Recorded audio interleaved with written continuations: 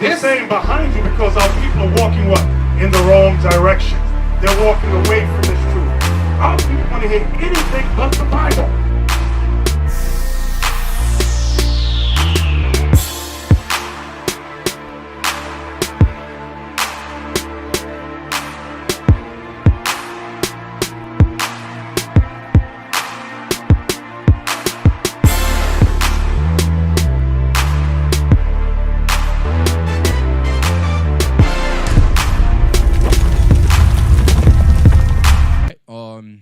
You could title this a peculiar people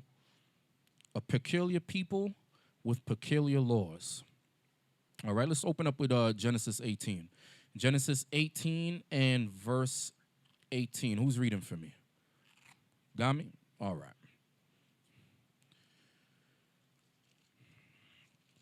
Okay, a peculiar people with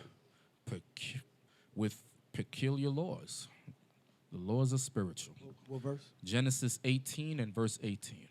Genesis chapter 18, verse 18. Seeing that Abraham shall surely become a great and mighty nation. Who is Abraham? Somebody run down the lineage. Okran. Who is Abraham? Stand up.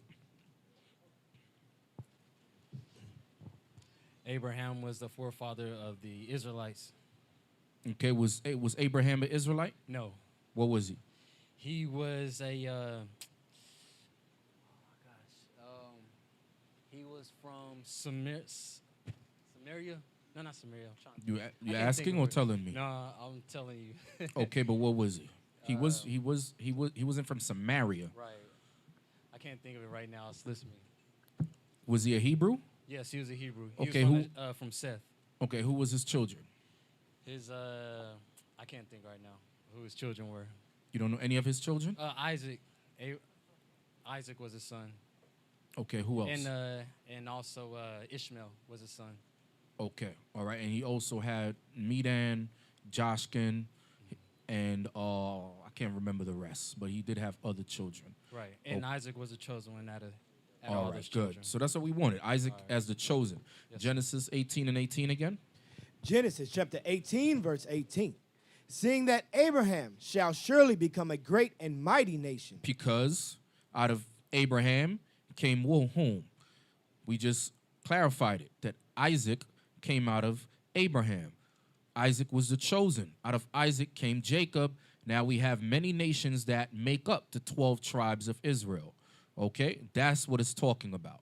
It's not going into the heathens and all nations. That's not what it's talking about. Come on.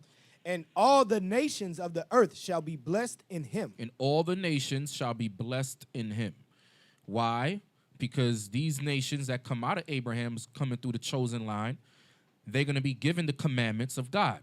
And the laws are spiritual. So whoever God chose and gave his commandments to, that's who the Most High God is dealing with. That's who's going to receive the blessings. Now, when the kingdom of heaven is established, are the nations going to get some blessings? They're going to get some blessings, right? If they what? If they keep the laws. And it's going to be our jobs to teach the nations the laws of God. Okay? So we're going to be the law enforcement on this earth, all right? Read on down. Verse 19. For I know him, that he will command his children. So the Most High said he knows him. He knows the spirit that's in Abraham. This man right here, Abraham, he's going to command his children.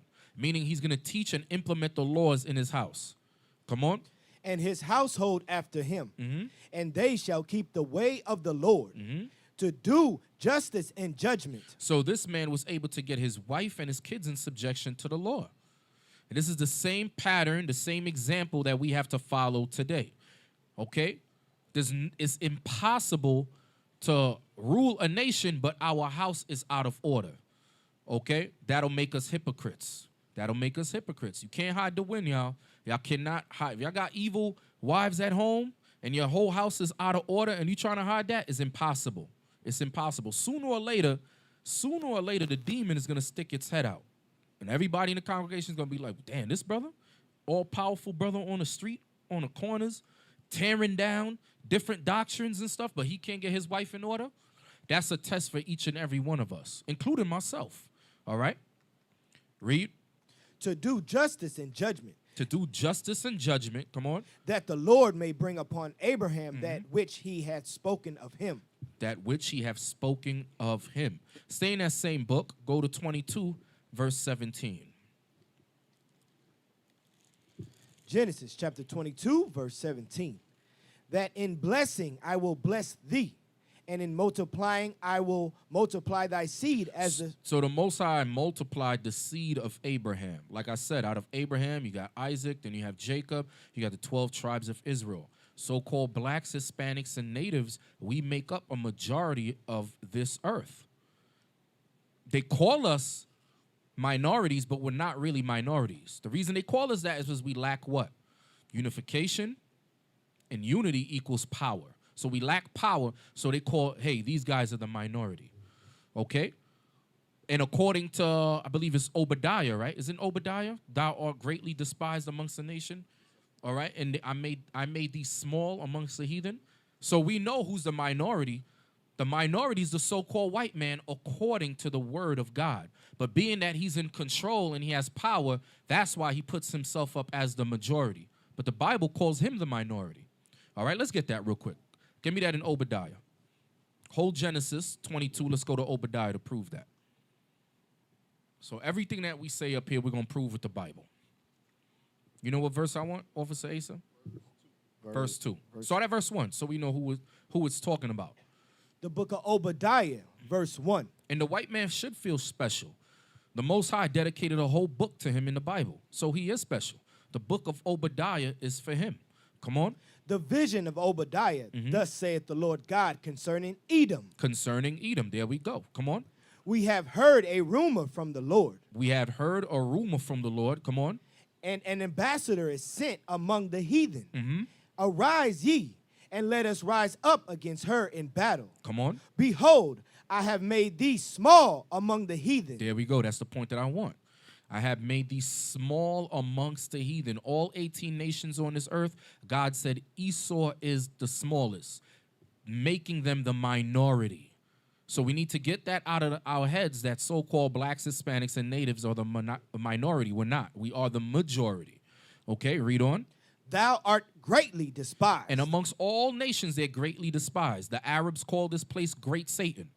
And when they call America Great Satan, they're not calling the land itself. They're talking about those in power who inhabit the land, meaning Esau, the so-called white man. Okay? Okay, you could drop that. Go back to Genesis. Genesis 22. Genesis chapter 22, verse 17. That in blessing I will bless thee, and in multiplying I will multiply thy seed as the stars of the heaven. Now, get me that in Jeremiah. Get me that in Jeremiah about the stars of heaven to show who it's talking about. That's why Christianity is a joke. If you're Christianity, you smoke, it's worse than crack. You're better off smoking crack, okay, than being in Christianity. Christianity would say the stars of heaven is talking about all nations because nations come out of Abraham. No, it's not. It's talking about Israel. It's talking about Israel, all right? You know what I want? Okay. Come on. The book of Jeremiah, chapter 31 and verse 35. Thus saith the Lord, which giveth the sun for a light by day, and the ordinances of the moon and of the stars for a light by night, which divideth the sea when the waves thereof roar.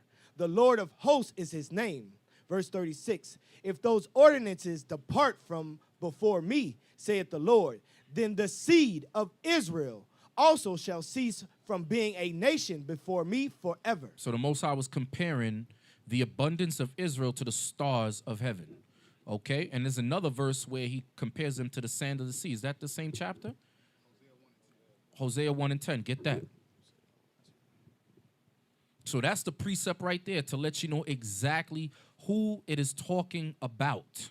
It's not talking about everybody under the sun. All right? Hosea chapter 1 and verse 10. Yet the number of the children of Israel shall be as the sand of the sea. You hear that? The number of the children of Israel shall be as the sand of the sea. Can you count the sand of the sea? It is impossible. I don't care what instruments, what devices Esau comes up with, that is something he'll never be able to do. It's impossible. So the Most High said the children of Israel shall be as the sand of the sea. Go back to Genesis. Genesis 22, verse 18 again. Verse 17. The book of Genesis, chapter 22, verse 17. That in blessing I will bless thee, and in multiplying I will multiply thy seed as the stars of the heaven, and as the sand which is upon the seashore. Israel, come on. And thy seed shall possess the gate of his enemies. The gate of his enemies. So for all one in Jesus, why does the Bible always say enemies, enemies, enemies? It's redundant. The Bible always speaks about enemies. The children of Israel, we have enemies. Stop thinking these other nations are your friends. Okay? Not just Esau, not just the so-called white man, but all the other nations. They exploit you. They'll befriend you to exploit you for your resources, but that's it. They're not trying to help you with your condition unless it's a benefit for them. That's the only time they'll help you, unless it's a benefit for them. All right? Get me Nehemiah 5, verse 9. Nehemiah 5, verse 9. Because the Bible says enemies. Even when we go to the New Testament, in the book of Luke, it says enemies. In the Luke, the 1st chapter. Come on. Nehemiah chapter 5 and verse 9. Also I said, it is not good that ye do. Ought ye not to walk in the fear of our God because of the reproach of the heathen, our enemies? You hear that? So the heathen, which means nations, so all it means in the Hebrew is goy. Goy means heathen. Goyim means heathens with a plural. So the Bible is letting us know that the heathens, the other nations, are your enemies. Listen to God for once in your life, okay? You won't get smacked upside the head with a broomstick in some nail salon, okay? The heathens are your enemies, and they have to be treated as such, okay? Come on. Back to Genesis 22, 17 and 18. Read it again. 22, verse 18. And in thy seed shall all the nations of the earth be blessed. Israel. Because thou hast obeyed my voice. Verse 19. So Abraham returned unto his young men, and they rose up and went together to Beersheba, and Abraham dwelt in Beersheba. Now get me Genesis 27 and verse 29. The book of Genesis, chapter 27 and verse 29. Let people serve thee, and nations bow down to thee. So this was the blessing that was supposed to be bestowed upon Abraham's seed, the children of Israel. God is saying, I'm going to let people serve thee, right? This is through Jacob. This is through Jacob. Let people serve thee, and read it again. Let people serve thee, and nations bow down to thee. Be Lord over thy brethren, and let thy mother's son bow down to thee. See, the same promise that was promised to Abraham was given to Isaac and then given to Jacob. Read that again one more time. Genesis 27, verse 29. Let people serve thee, and nations bow down to thee. Be Lord over thy brethren, and let thy mother's son bow down to thee. Cursed be every one that curseth thee, and blessed be he that blesseth thee. Notice verse 28. What it says about the dew of heaven and the fatness of the earth and the plenty of corn and wine. Who has that now? That's Esau. He hijacked our birthright. Why? Because of sin. All because of sin. But those promises was for us. We were supposed to rule over all nations, and we will rule over on all nations once Christ makes his second coming. Okay? Give me Genesis 32. Stay in the same book, Genesis 32. And let's read 24 to 28. Genesis chapter 32, verse 24. And Jacob was left alone, and there wrestled a man with him until the breaking of the day. And when he saw that he prevailed not against him, he touched the hollow of his thigh. And the hollow of Jacob's thigh was out of joint. This is beautiful right here because he was wrestling with the angel. This was an actual combat, okay? But you know the angel had to decrease his power and diminish his strength just to let Jacob feel like he was in charge, like he was doing something. But this was an all-day thing. Nowadays, when brothers wrestle 5, 10, 15 minutes in, you tired. Some brothers might be, yo, hold on, man, just give me a break. Or you got this. I'm gonna hold this L real quick. But Jacob, Jacob was wrestling all day. Come on. as he wrestled with him. And he said, let me go, for the day breaketh. And he said, I will not let thee go. He said, I ain't letting you go. He said, I ain't letting you go. Why? Because he wanted that blessing. He wanted that blessing. He knew what that blessing was. And he knew that blessing was going to be great. All right? That's why he held on to this angel and was wrestling this angel. He didn't want to let the angel go away. But the angel could have easily just, with a snap of a finger, just get him off him. All right? But he was playing that role. Come on. Except thou bless me. And he said unto him, what is thy name? And he said, Jacob. And he said, thy name shall be called no more Jacob, but Israel. For as a prince hast thou power with God. For as the prince thou hast power with God. Yashar Allah. Some people say Yasharel. In modern Hebrew, they say Israel. All right? Yashar Allah. He's a prince of God. Okay? Come on. And with men has prevailed. And Jacob asked him and said, tell me, I pray thee, thy name. And he said, wherefore is it that thou doth ask after my name? And he blessed him there. And Jacob called the name of the place Peniel. So who was he wrestling? Who was he wrestling? Who was that angel he was wrestling? Y'all afraid to say it. They looking at me like, damn, if I get the wrong answer. I'm thinking about it, but I don't know if I should say it. Soldier. Do I need a precept? If you got one. I don't have a precept, but it was Christ. Christ. He was wrestling Christ. I wrestled God face to face. What did Christ tell his disciples? Let's get it. If any man sees God face to face, can they live? Okay. But can you see Christ face to face? Did the disciples see Christ face to face? All right, let's see what Christ told the disciples. Somebody find me that scripture. If thou hast seen me, thou hast surely seen the Father. John what? Let's get that. Penuel means face of God.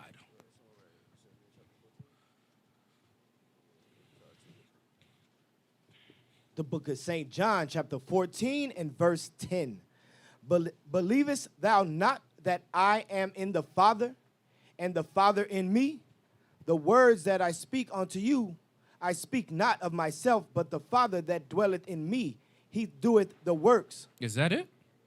Come on. Verse 9. Which one? Verse 7. If he had known me. Start at verse 6. St. John chapter 14, verse 6. Jesus saith unto him, I am the way, the truth, and the life. No man cometh unto the Father but by me. Verse 7. If ye had known me, ye should have known my Father also. And from henceforth ye know him and seen him. Jesus and Christ. have seen him. Okay, go ahead. Come on, man. Let's go. Verse 9. Jesus saith unto him, have I been so long time with you, and yet hast thou not known me, Philip? He that hath seen me hath seen the Father. He that hath seen me has seen the Father. Because the Son resembles the Father. The Most High God, Christ was the first spirit created. Christ was the first created. Before the creations, he made Christ to be in his image. Okay, let's go back to Genesis. Read that again. Verse 30. Genesis 33, verse 30. Genesis chapter 32 and verse 30. And Jacob called the name of the place Peniel, for I have seen God face to face. For he has seen God face to face. And my life is preserved. And my life is preserved. That God that he's seen, God just means power or ruler. That's all it means. Okay, a lot of times when we hear the word God, we're thinking about the Father. God is a position, basically. All right, it's a title, the word God. Just like how in Psalms 82 it is, or 81, where it says, ye are gods, but ye shall die like men. Y'all understand? Y'all following? It's just, basically, it's a title. It means ruler or power. That's all it means. Okay? Now, verse 31 says, and as he Well, no, not 31. Read 30 again. Read 30 again. Verse 30. And Jacob called the name of the place Peniel, for I have seen God face to face, and my life is preserved. And we know that the Bible doesn't contradict itself. The Bible says no man can live if he sees God. That's why he told Moses, I'm going to walk by you. I'm going to put my hand over your eye. And as I walk past you, I'm going to drop my hand, and you're going to see my back parts. Because any man that sees the Father dies. So that's how we know that this is talking about Christ. This angel right here. Okay? Deuteronomy.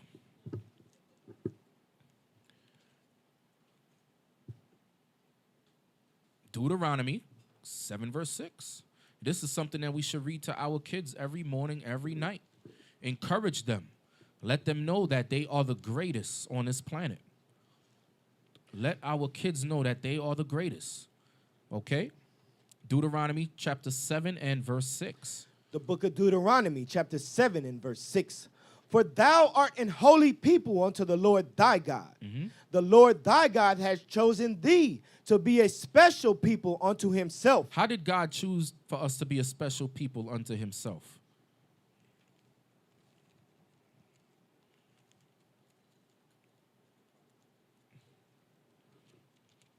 One brother, go ahead.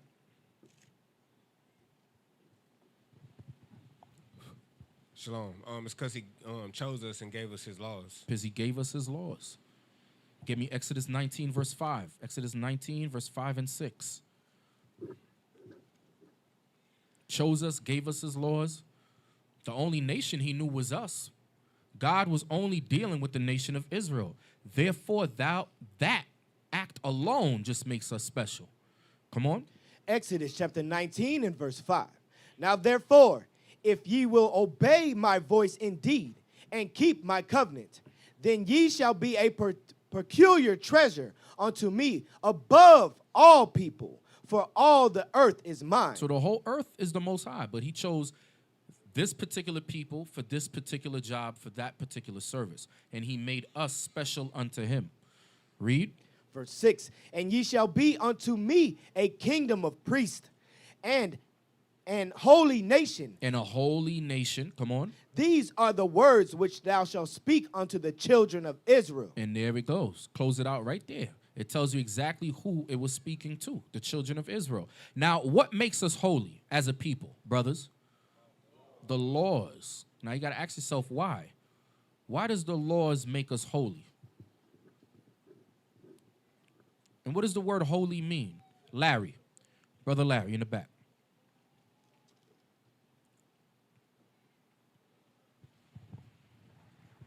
I don't know.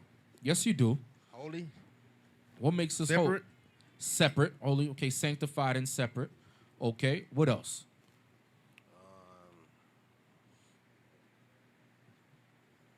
I'm not sure. All right, somebody help him out. Javier.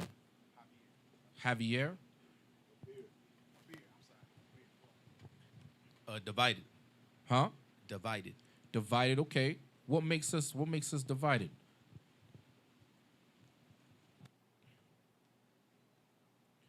Right back to Larry. The law. The laws of God. It's real simple. It's not trick questions. The laws. The laws is what makes us special. The laws is what makes us above all people. The laws of God. Okay? The laws of God is what makes us pure. Think about it, man. If you compare the laws of God to the laws that Esau has set up, or any nation, let's take it beyond Esau. The laws of God is what will exalt his people. Because if without God's laws, you're beast. That's why in the book of Job, he compares men to beasts. Without the laws of God, you're a savage. All you got to do is look at world star hip hop. The laws of God is not being applied within the nation of Israel. I'm talking about those outside who don't know that they're Israel. They're like beasts. That's why world star hip hop is still in business. Even though the owner passed away, the man who started it is still in business, still getting fluctuating a lot of traffic Because these nations love to go over there and just mock us and watch us run up and down and act stupid. Kill each other for no reason. Sisters twerking in front of their kids. Why? Because we're acting like beasts without the laws of God. And many of our people, we enjoy that. We enjoy world star hip hop. But God lets us know that without his laws, we're like beasts. We're scavengers. We're animals. And God is trying to call us up out of that because that's not what he created us to be. In Exodus 19, he says he created us to be a holy people, a peculiar people, a special people, a nation of kings and priests. Okay? Go ahead. I want to give y'all another precept for us being peculiar and what makes us peculiar. Get Wisdom of Solomon, chapter 19, verse 6. You jumped the gun, but go ahead. Okay, no. Go ahead. No, go ahead. Go ahead. Bring it out. Yeah. Go ahead. I'll go back to it anyway. Okay. Go ahead. Wisdom of Solomon, chapter 19, verse 6. Peculiar means odd, strange, an enigma, a mystery, something odd. To the nations, guess what? Two men having sex, the whole room smelling like doo-doo, that's good to them. They don't see nothing wrong with that. But to God, that's odd. That's why the Most High says, man shall not lie with mankind. Okay? Leviticus 11, us not eating pork and so forth. To the other nations, that's nothing. You go to out here in Dallas, all these barbecue spots, you can go get smoked ribs and so forth. To them, that's nothing. When you tell them, no, I don't eat pork, they look at you like, They look at you weird. Like we're strange. They're the strange ones. But the law says that is peculiar. Peculiar means odd, strange. Okay, come on. Wisdom of Solomon, chapter 19 and verse 6. For the whole creature in his proper kind was fashioned. When it says the whole creature, it's not talking about all nations. The whole creature is talking about who? It's talking about the Israelites. Come on. For the whole creature in his proper kind was fashioned again anew. Meaning born again. Come on. Serving the peculiar The commandments. peculiar what? Commandments. The peculiar commandments. That's what makes us separate, sanctified, set apart from all the other nations. We're the ones that is not eating dog and cat and rat and all other manner of abominations. If you ever get a chance to go to China to visit or whatever, man, they sell dogs on the street, cats, rats. They even took it as far as rats. They chop the tail off, the feet, the arms, the head. Now you just got a big ball of meat. You don't know if it's chicken breasts. So when you eating General Tso's chicken, you getting General Tso's rat. But to them, that's tasty to them. It's good to them. To us, we're looking at it like, hell nah. God forbids that. But to them, they have a saying in China, all right? Because I used to have a Chinese client back in New York with the work that I used to do. He told me they have a saying. If it has 4 legs and its back points towards the heavens, it's good to eat. That was the saying that they had. That's everything, exactly. They eat everything. Damn walking toilet bowl. They eat everything, man. They eat everything. But God says because we have peculiar laws, we're not supposed to do that. That's where you get Leviticus 11. We have a dietary code because God wants his holy people to eat holy things, things that's not going to corrupt your body. So you're not going to get all these manner of diseases, gout, high blood pressure, diabetes. These are the things that we suffer from because we disobey God's laws. Everything, when it comes to God's laws, there's a cause and there's an effect, brothers and sisters. There's a cause and there is an effect, okay? There's a penalty for breaking God's laws, all right? Let's get, did you finish Deuteronomy 7, verse 6? No, sir. Read it. Deuteronomy chapter 7, verse 6. For thou art an holy people unto the Lord thy God. The Lord thy God hath chosen thee to be a special people unto himself, above all people that are upon the face of the earth. You hear that? So just because we got God's laws makes us above all people. Not equal to, not under, not subordinate, but superior. Okay? We are the superior ones. And each and every one of you brothers in here, from the youngest to the oldest, that's something that we have to instill in ourselves and instill in the youth. That little Caucasian boy in class, Your children are above that. Okay? The little Moabite heathen in the class, guess what? Your children are above that because the laws of God was given to us. We are God's chosen, and we must walk as such. All right? You already went over Wisdom of Solomon, right? Give me Deuteronomy 14, verse 2. Deuteronomy chapter 14, verse 2. The book of Deuteronomy, chapter 14 and verse 2. For thou art an holy people unto the Lord thy God. There we go again. The Bible's redundant. Every book, although you have some books where the Most High is cursing us out and calling us evil, sodish children, comparing us to a donkey and an ox, he comes around and says, you are holy people. You're supposed to be a special people unto me. Come on. For thou art an holy people unto the Lord thy God. And the Lord hath chosen thee to be a peculiar people unto himself, above all the nations that are upon the face of the earth. And that's something that the other nations understand until now.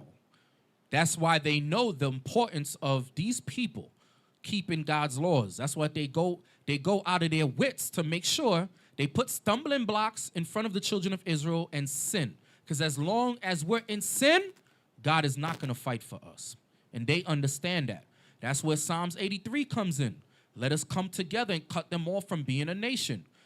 Take away their identity, take away their laws. The other nations understood that. Let's prove that. Give me the book of Esther. Let's go to Esau himself. Go to Esther. Give me chapter 3, verse 8. So we have peculiar commandments, special commandments that separate us from the heathens. And that is something that they know. That's why they pervert the Bible. Now they got the Queen James Bible. But look it up. I ain't lying. I'm not sensationalizing anything. They got the Queen James Bible, where they try to justify homosexuality. Okay? That's why your President Obama came into office and Esau used him to do his job. What is he known for? Although he passed other laws, he's known for what? Legalizing homosexuality that many blacks and Hispanics are flocking to. Okay? Come on, let's get that. Esther chapter 3. Esther chapter 3 and verse 8. And Haman said unto King Ahasuerus, there is a certain people scattered abroad and dispersed among the people. Everybody should be familiar with this history. This is during what captivity? Persian. Very good. Come on. There is a certain people scattered abroad and dispersed among the people. Scattered abroad and dispersed, because we kept on going into captivity. Read. There is a certain people scattered abroad and dispersed among the people in all the provinces of thy kingdom, and their laws are diverse from all people. Their laws are diverse from all people. No other nation on this earth has laws, special laws, peculiar laws like we do. Okay? Our laws are diverse amongst all people. But because of this assimilated society, this melting pot called America, also known as Babylon the Great, now we following the white man's laws. The white man says eat pork, we eat pork. The white man says go out and you can have casual encounters and one-night stands. Guess what? We do that. The white man says follow Christmas. We do that. Easter, Thanksgiving, Mother's Day, Father's Day, birthdays. We follow the white man's laws. But at one time, the other nations understood that we had special laws. Like Haman. Read.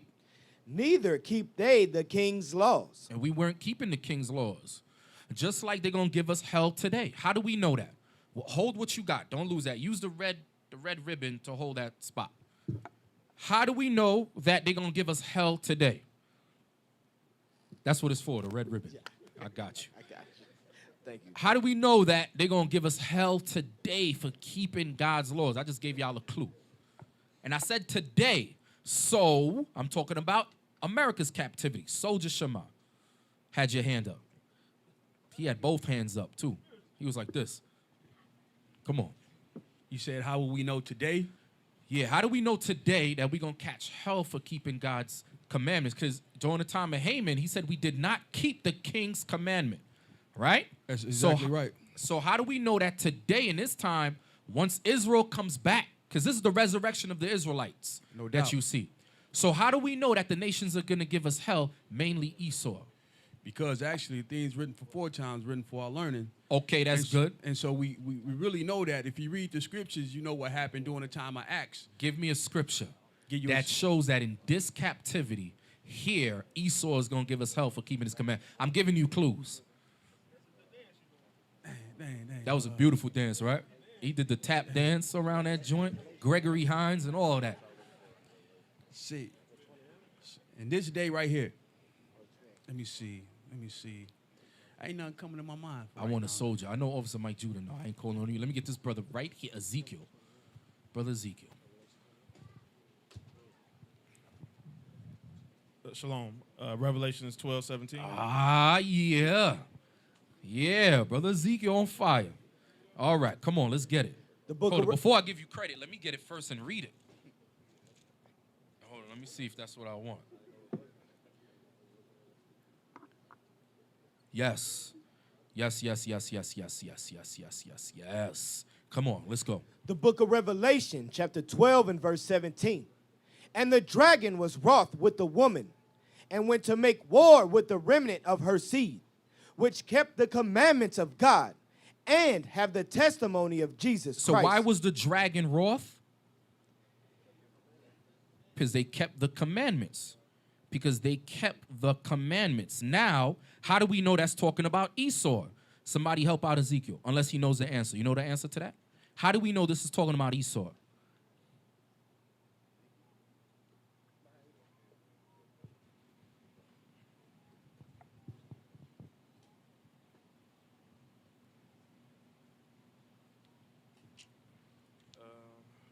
Shoot, I can't find a verse right now. Yes, but you it's, do. You can go to the beginning. You can find it. Think. Stay in that same chapter. Remember, it's broken down by chapters, but when John the Revelator was writing it, there was no chapter 11, chapter 12. He just kept on writing like a long novel. At verse 4, it says, "And his tail drew the third part of the Before stars." that, my question to you, Brother Ezekiel, is how can you show me that this same dragon in verse 17 is talking about Esau?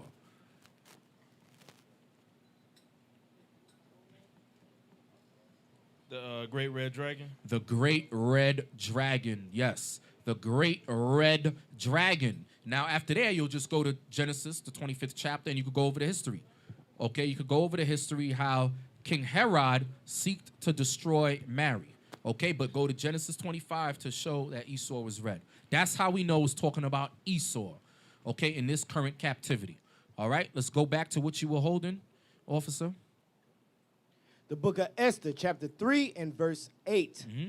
And Haman said unto King Ahasuerus, there is a certain people scattered abroad and dispersed among the people in all the provinces of thy kingdom.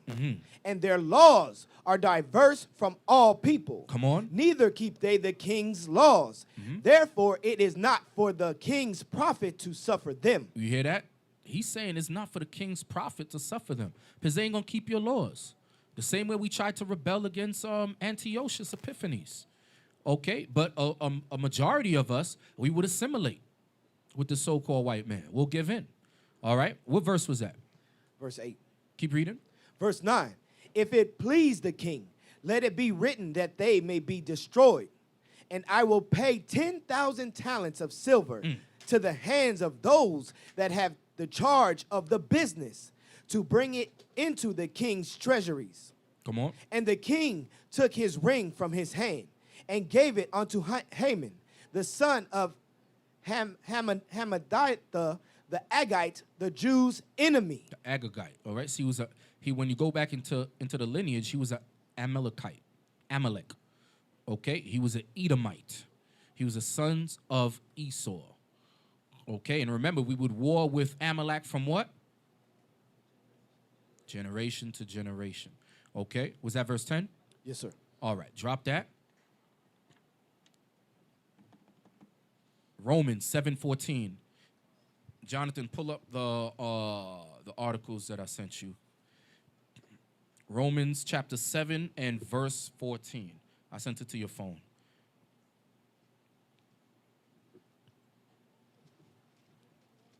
pull up the one called the power of linen. Okay.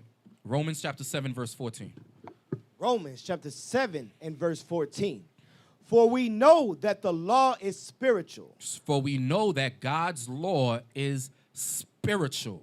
God's laws are spiritual. Like I said before, there's a cause and effect. There's a penalty for breaking God's laws. God just didn't give us the laws just to give us the laws. There's a reason why he gave us the laws. And by us applying God's laws is what's going to set us above all nation, spiritually, physically, and mentally. All right, y'all understand? Okay, let's get Leviticus 19 and 19.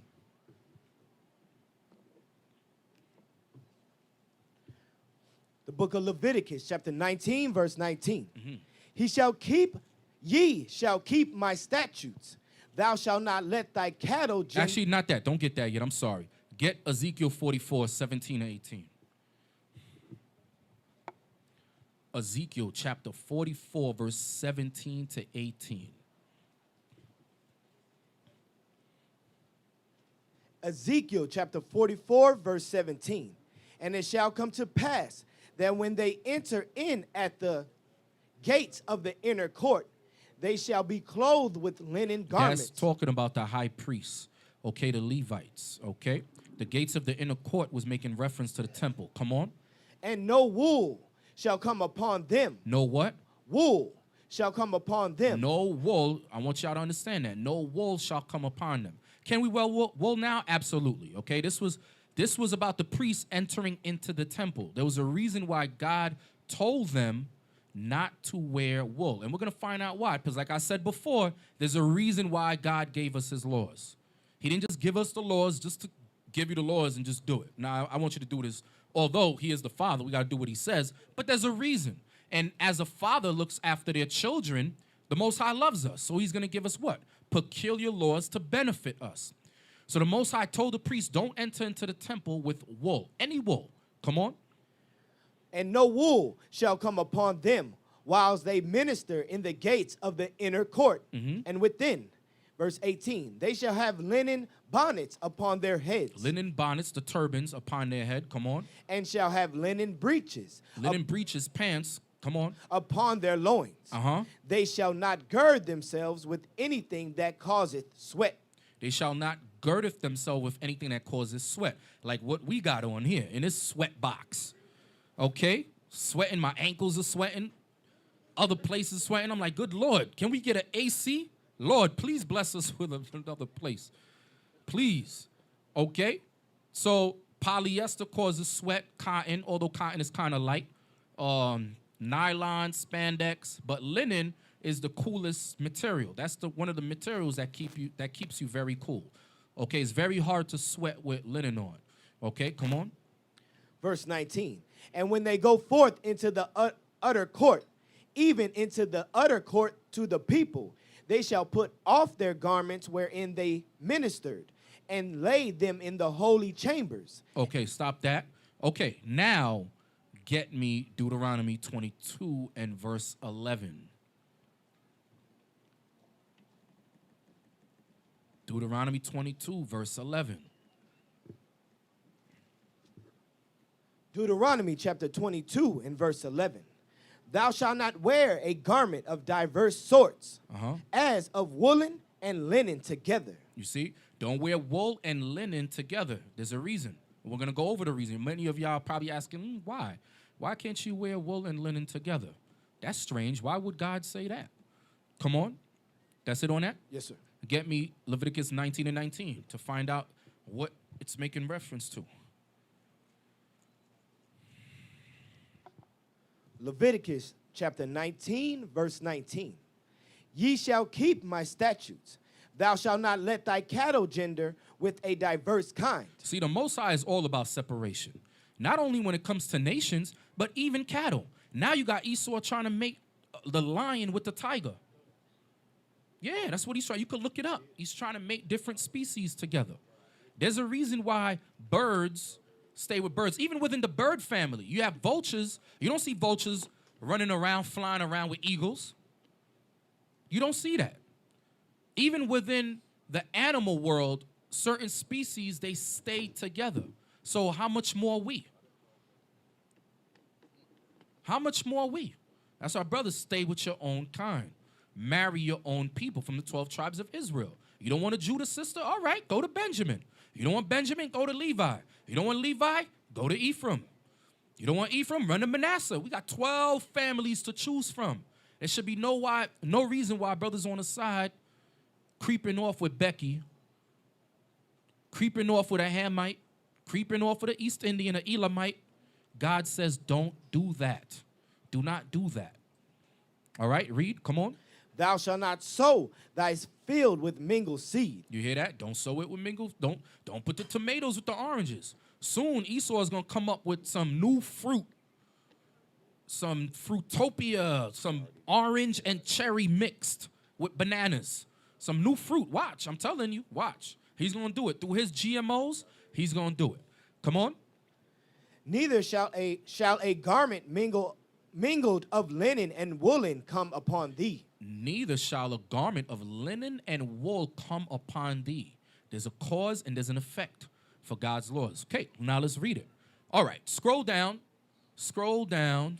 Wait. Let's start right there. Lemuel, you going to read for me? All right, start from where it says linen. Linen. No.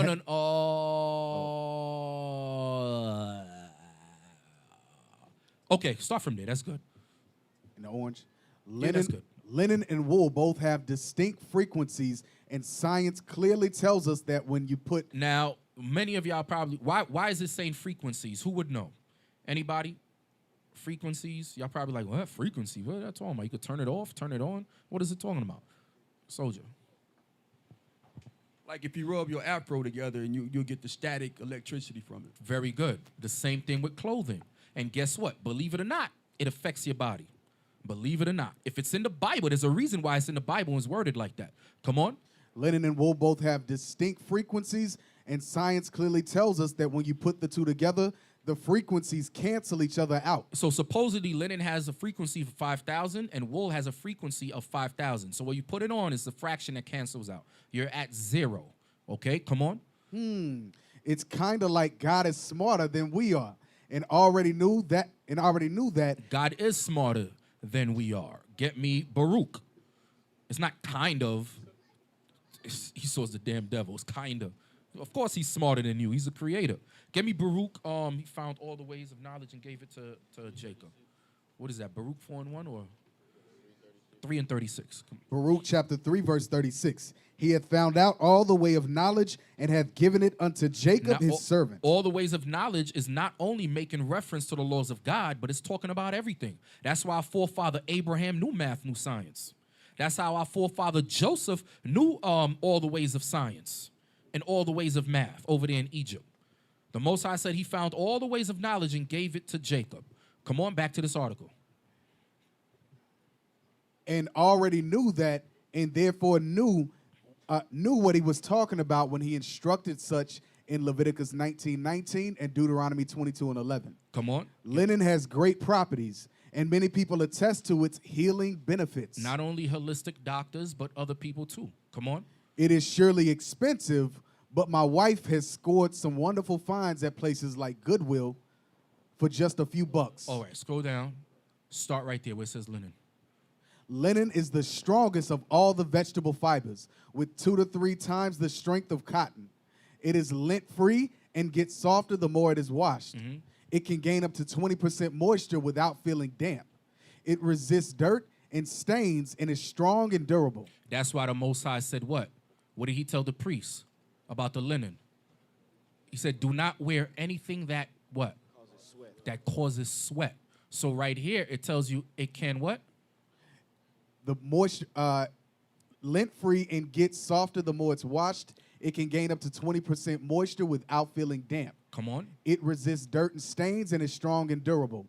When the Tutankhamun tomb was opened, the ancient linen then curtains were found fully intact. Come on, keep reading. Flax is an annual of the plant family Linaceae.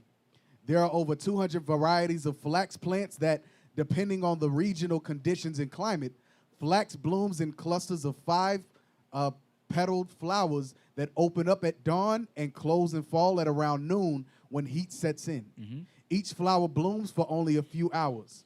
The various colors that flax are found in are blue, violet, scarlet, and white flowers. Okay, read that. Researchers found that one will fall asleep faster, sleep deeper, and wake up in a better mood after sleeping in and on linen. Now, some of y'all probably still have doubt, although the scriptures talk about it and we're reading it right here in this article.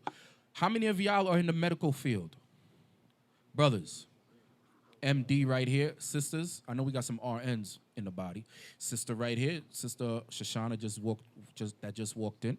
All right, now, when you take it to the hospital, right? The scrubs are made of what? Linen. When the stuff you put on your feet, is that scrubs? The stuff that you put on your feet to go into the surgery room, is made of what? Sometimes cotton and sometimes linen. Sometimes cotton or sometimes linen. Yeah. The stuff you put on your head. Linen. Most of the bed sheets in the hospitals are made of linen. Some might be cotton, but some are made of linen. There's a reason for that, all right? Because of the healing effects that it has behind it, okay? And God knew this already before he created the world, and he gave this information, this special law to us for a reason. That's what makes us separate and above all people. And this is just one law. Out of all of the laws of the Bible, there's a cause and there's an effect for it. Okay? Read. Linen actually helps repair the body by harmonizing with the cells. No fabric can outperform linen in natural strength, luster, and durability. Ancient healing secrets revealed in the Holy Scriptures instruct that this fabric is considered holy attire. We just read it. This is not just some article somebody made up. The proof is in the scriptures. We got to verify and back up everything with the scriptures. We just read it. He told the priests, you come into the temple. Because remember, the priests dealt with the Most High. They had the Urim, and the Urim and the Thummim. They had the ephod. They dealt with the Most High on another level. So the Most High directed them and told them, I want you to put on this specific garment. Come on. And part of the sanctification path.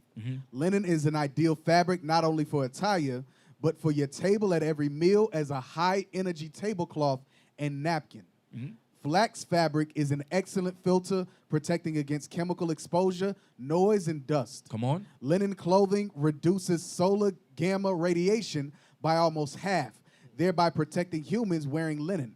It has been found that flax fibers retrieved from radioactive soils appear to be totally resistant to radiation. Come on. Linen is the strongest of the vegetable fibers, being 2 or 3 times stronger than cotton, with the added bonus of not shrinking or creating lint like cotton does. All right. Now get me that from Dr. Otto Heinrich Warburg, a German. Nobel Prize winning Dr. Otto Heinrich Warburg. This is Teeman right here. This is Teeman. This is Esau, the wise men of Esau. So a majority of them are scientists. Okay, come on. Dr. Otto Heinrich Warburg identified signature frequency numbers of the average human at 70 to 90. All results with numbers less than 50 were identified as the signature frequency of chronic disease. Any number less than a 15 frequency was identified with those having been diagnosed with a life-threatening illness such as cancer. Come on, read down. Atomic frequency signature of linen. Come on. The atomic frequency measurement of linen fabric measures 5,000. 5,000, like I said before, read on. The frequency of wool measures 5,000. Come on. The frequency of cotton measures 40. So you can wear wool, although it's a very uncomfortable feeling, but obviously you wouldn't wear wool out here because it's hot as hell. But in a place like Alaska where it gets cold, you could wear wool, but the Most High said don't wear wool and linen together. Okay, that was a law for his priests, especially upon entering into the temple. Come on. The fabric of cotton measures 40, and organic unbleached cotton measures 100, which are not healing materials, but they don't harm the health. Silk fabric only measures 10 units of energy, which would fail to support health in the human body. There's a lot of things that we wear that, guess what, can be harmful to our body. Simply, I'll just give you one reason, mainly, because a lot of time your skin can't breathe with certain fabrics. Okay, come on. Rayon, wood and bamboo fiber, measures at a 15 signature frequency. Plastic materials such as polyester, acrylic, spandex, lycra, viscose, and nylon measure 0. Measure 0. Okay, go down, scroll down, read that next part, and then we're leave off from here. Come on. If you want to maintain health and heal your body, it is recommended to wear wool or linen.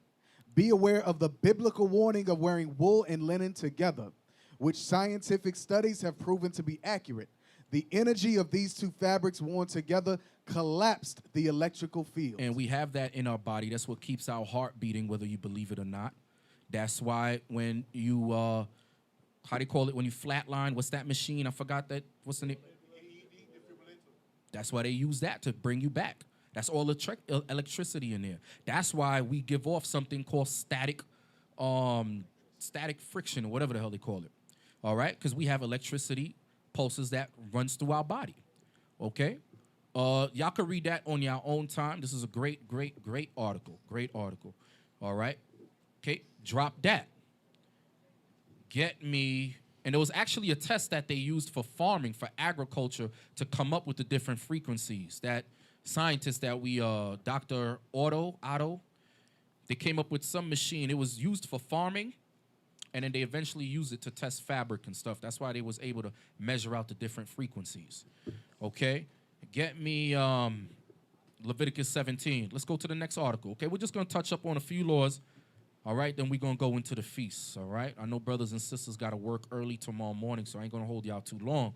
But I wanted to show y'all the importance of keeping God's laws and the cause and effect. There's a reason why the Most High gave us these peculiar laws, okay? We just read one. Now get me the article that I sent you on about the steak, the eating of steak, raw meat. All right, let's run through this one.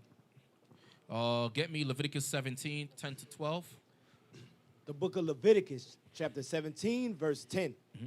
And whatsoever man there be of the house of Israel, or of the strangers that sojourn among you, that eateth any manner of blood, I will even set my face against that soul that eateth blood. So the Most High told Israel, do not eat the blood. Why? Because life is in the blood.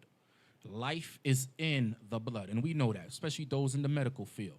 We know how blood deals with cells and so forth, transport oxygen and this and that. We know that, okay? Now, X this out. All right, y'all can research it on your own. I put up the wrong article. Basically, eating blood is bad. We should all desire not to eat blood, not only because it's a law, but there's side effects for that. There's many diseases that you can catch by eating your food raw. All right, anybody could Google, could go on Google and figure that out. All right, we're not supposed. The Most High said to not eat the blood in the food. So in order to do that, you got to cook the food well done. Some of us, when we go out, we might like our steak medium well, as long as there's no red in it and there's no blood. That's okay too. You don't want to eat your steak and it's like a piece of leather. You got to chew it 50 times before you swallow. All right, but don't eat the blood. Okay, that's the thing that the other nations do. The heathens were doing that. We're not supposed to do that. Now, get me Matthew's. Get me Matthew, what Christ said about marriage. Is that Matthew? Matthew 19. Let's get that.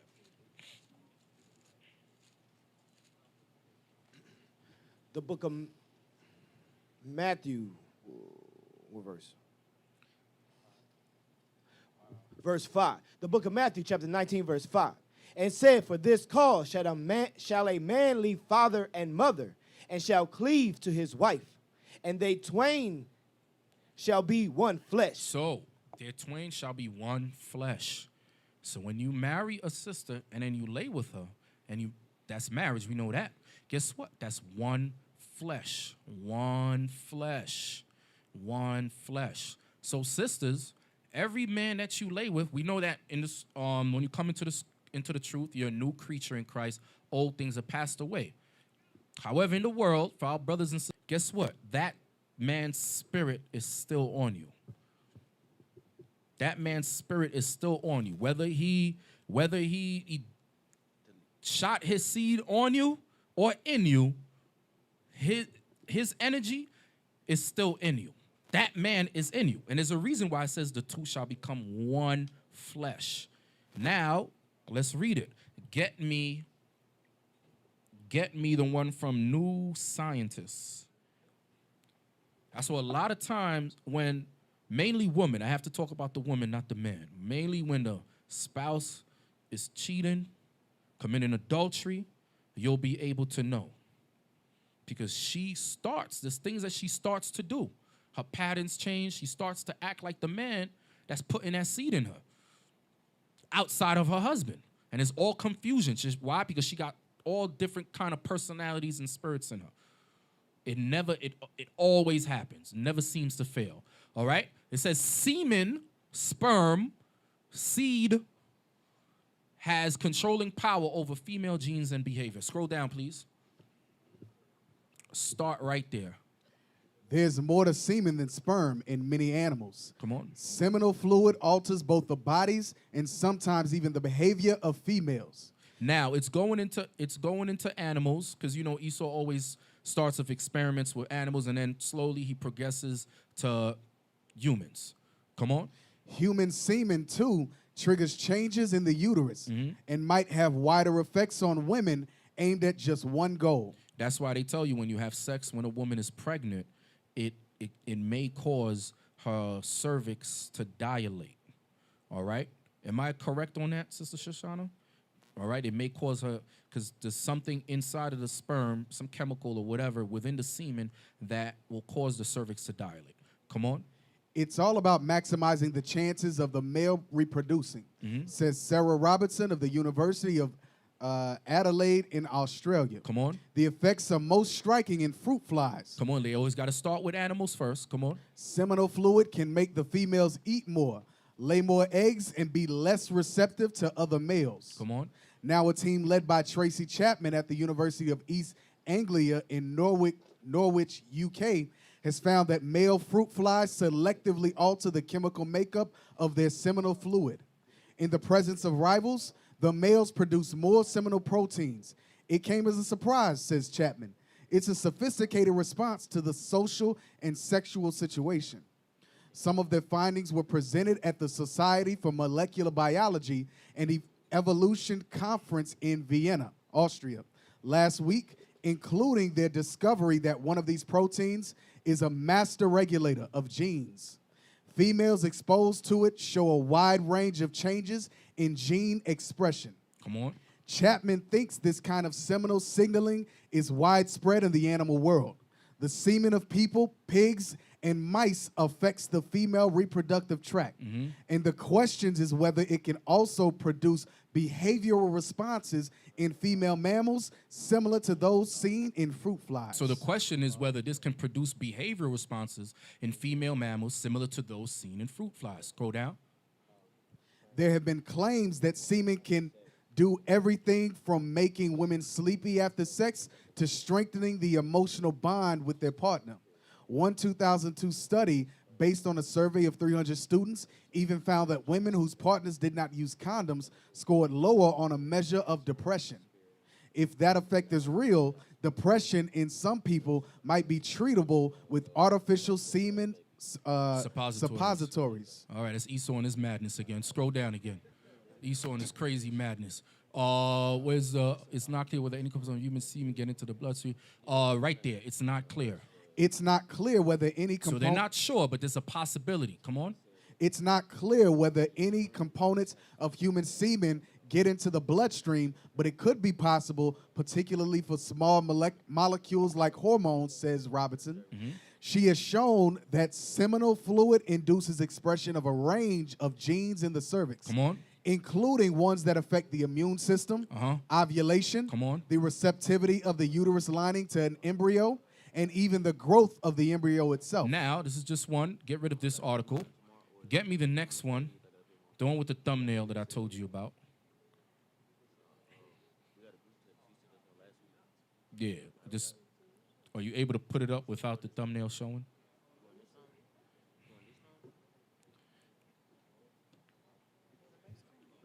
Everybody catch spirits in here.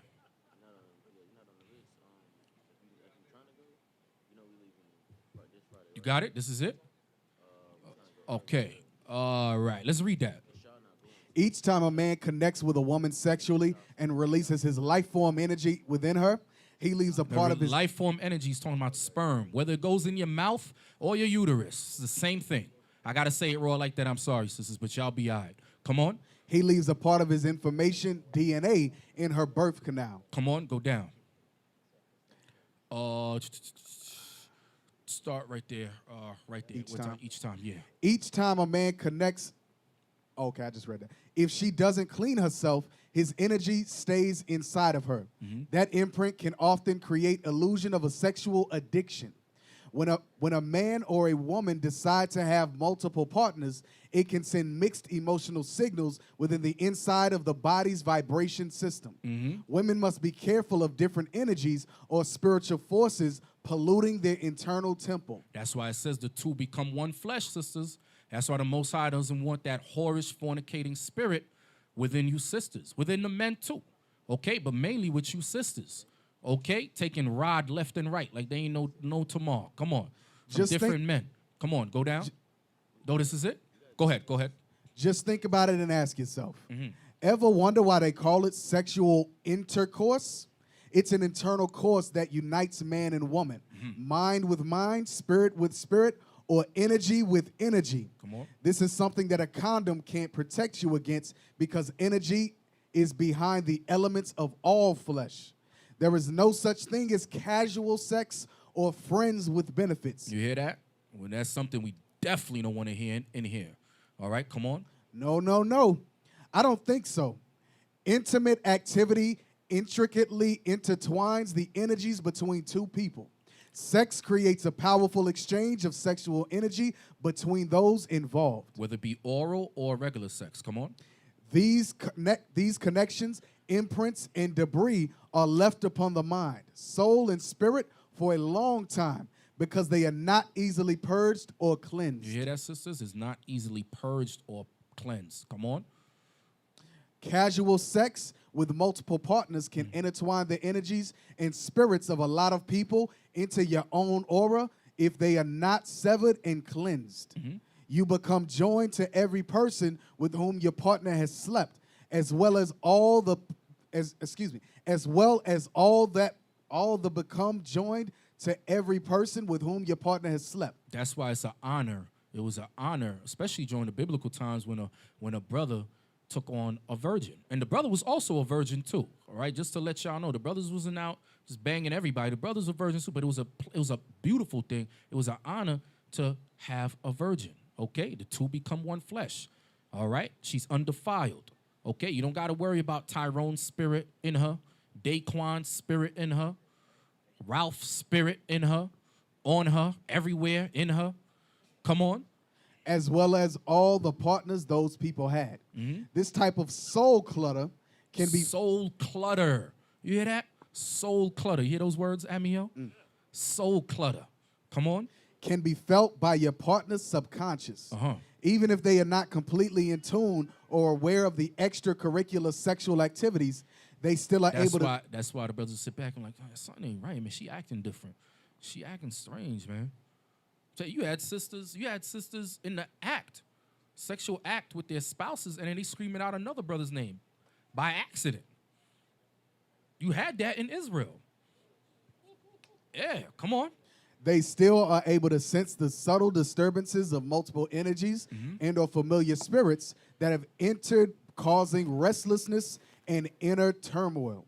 The longer and more intimate the contact with another person, the more powerful the reinforcement and the interaction of the bond becomes.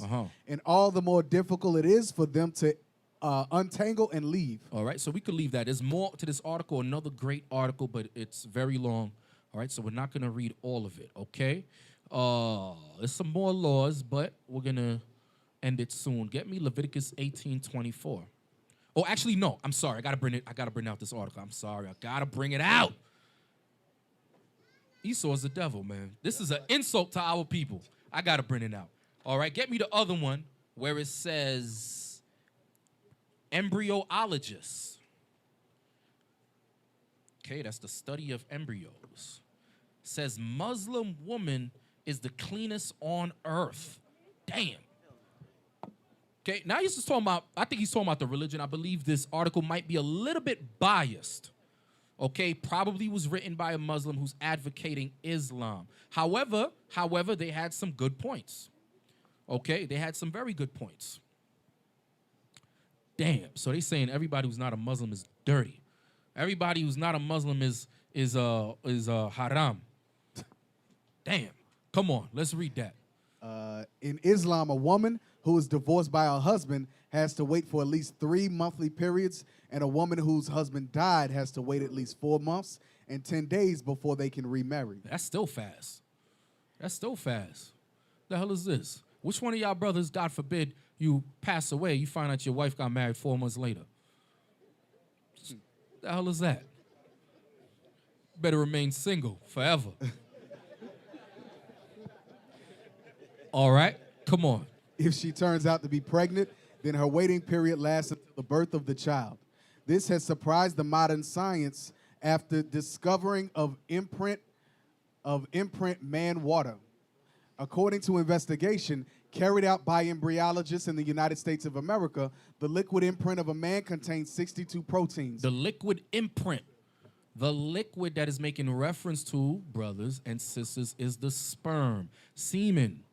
Wherever it drops, it leaves an imprint. That's why it stains the clothes. So when you drop it on a woman, it stains her. It leaves, your DNA is embedded in her. That's why the Most High stressed, the two shall become one flesh. All right? There should be no whores of the daughters of Sarah. Okay? Come on. And it differs from one man to another, just like our fingerprints. It's like a personal code for each man, and a woman's body carries the computer. So the adulterous sister, she's running around like a zebra. She got many imprints on her. She got Tyrone on the shoulder. She got Timothy on the elbow. She got Daquan on her back. She cluttered up. Come on. Where the code can be put. If a woman marries another man immediately after the divorce or allows other codes to enter her, it's like viruses. You hear what they saying? Codes. They saying codes because this is genetic makeup within it. Come on. It's like viruses entering the computer. This will cause imbalance, and it'll bring dangerous infectious diseases. Come on. It has been proven scientifically that during the first menstrual period after divorce, the woman removes 32% to 35% of the liquid imprint or the man's personal code. Damn. Second period, 67% to 72%, and third period, 99.9% of the man's imprint. Scroll down. Hence, And that's going through, that's talking about the period. Her menstrual cycle and her not having sex with nobody else for a period of time. Okay, come on. But this is going into, this is what I guess this Islamic scientists came up with through whatever experiments they did. Come on. hence, the womb is cleansed from the previous imprint after 3 menstrual periods, and it will be ready to receive new imprint without injury or harm. Therefore, the practice of prostitution or sleeping with more than one man causes dangerous diseases as a result of the mixing of sperm fluid in the womb. Come on. The waiting period of a widow needs more time to remove this code because grief makes the imprint to settle inside the womb in a very strong way. All right. Stop that because he goes into some Madness. Allah Akbar madness. But I just pulled that up just to show you that the Bible is a real book. The laws of God are true. And there's a reason. Because remember, Islam, they got their laws from us. Okay? The Bible's a true book. And the laws of God are extremely spiritual. And there's a cause and effect for breaking God's laws. It's something that we have to remember. We have to remember there are consequences for breaking God's laws. All right, Leviticus 18 and 24. Leviticus chapter 18 verse 24. Defile not ye yourselves in any of these things. You hear that? Don't defile yourself in any of these things, meaning the sins of America. Anything outside of God's laws, don't defile yourself. Come on. Defile not ye yourselves in any of these things.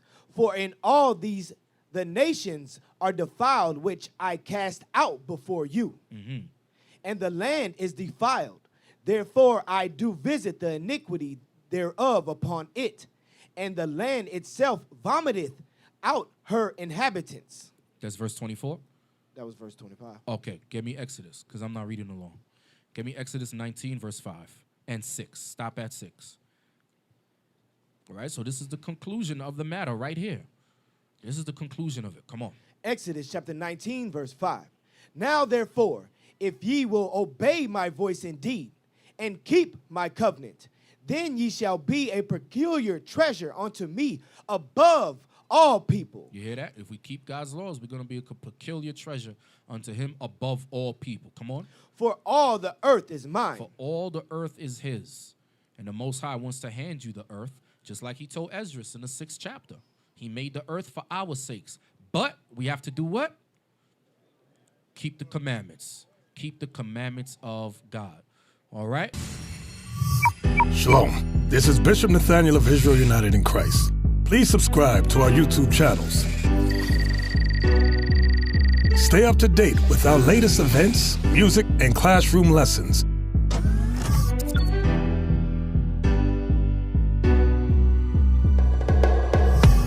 IUIC plans to continue visiting different countries where this gospel has not been preached before. IUIC needs your help in pushing this truth.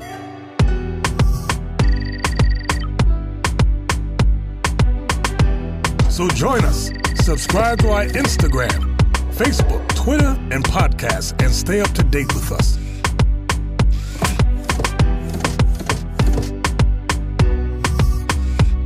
For more information, please visit www.israelunite.org.